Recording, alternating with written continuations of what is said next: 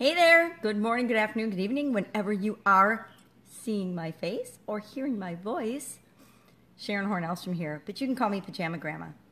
With today's supersized, super short. Now, mistakes.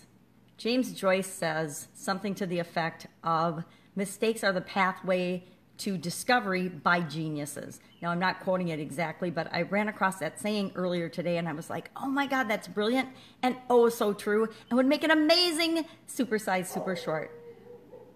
And the dog barking in the background is always awesome too, right? Keeps us on our toes. We actually have bears in the neighborhood, so I'm hoping that if she's barking, she's chasing bears away so that when I go outside, I don't have to worry about bears. Do you have anything like that in your neck of the woods? I know we do. But let's get back to mistakes. Sip of coffee.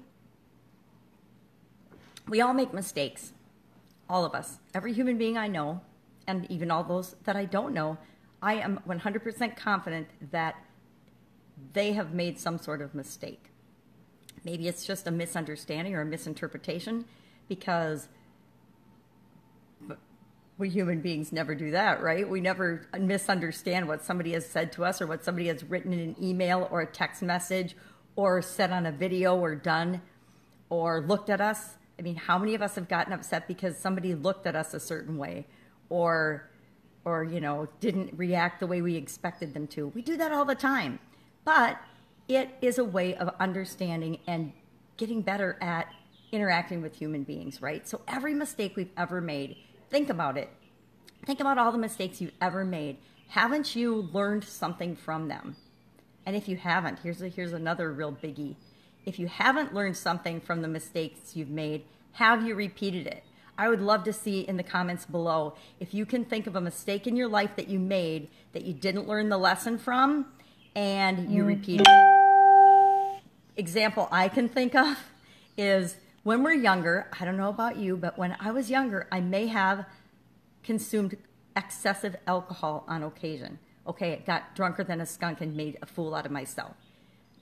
Did that once, didn't learn, did it again, didn't learn, did it again, didn't learn, did it again. And I don't know how many times I did it again, but I'm sure I did it several times before I finally learned that I didn't like being out of control and looking like an ass. So I pretty much stopped drinking. And then once I had my kids, for sure I stopped drinking. But that's an example of a mistake that I made over and over again in my life. And it wasn't until I learned the lesson of, hey, I don't like looking stupid and out of control, that I changed the behavior that led to that mistake.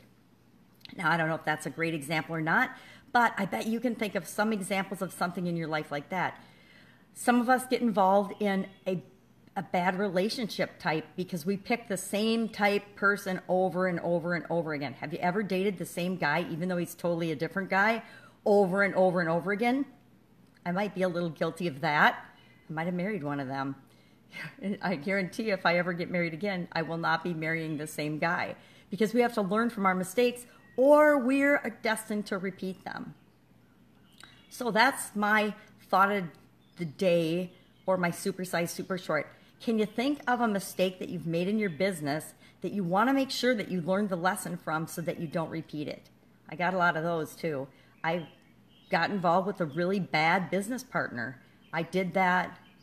I've only done that once. And I think I learned from that mistake because it was a very bad mistake and a very bad choice. And I knew it at the time because I didn't listen to my intuition. Here's a really good example of a mistake and that I've repeated.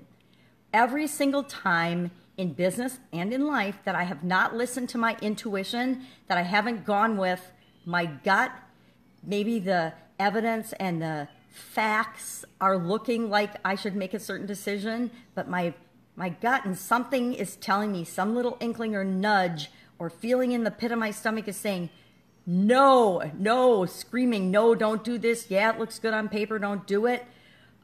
Every time I've ignored that, I've made a mistake.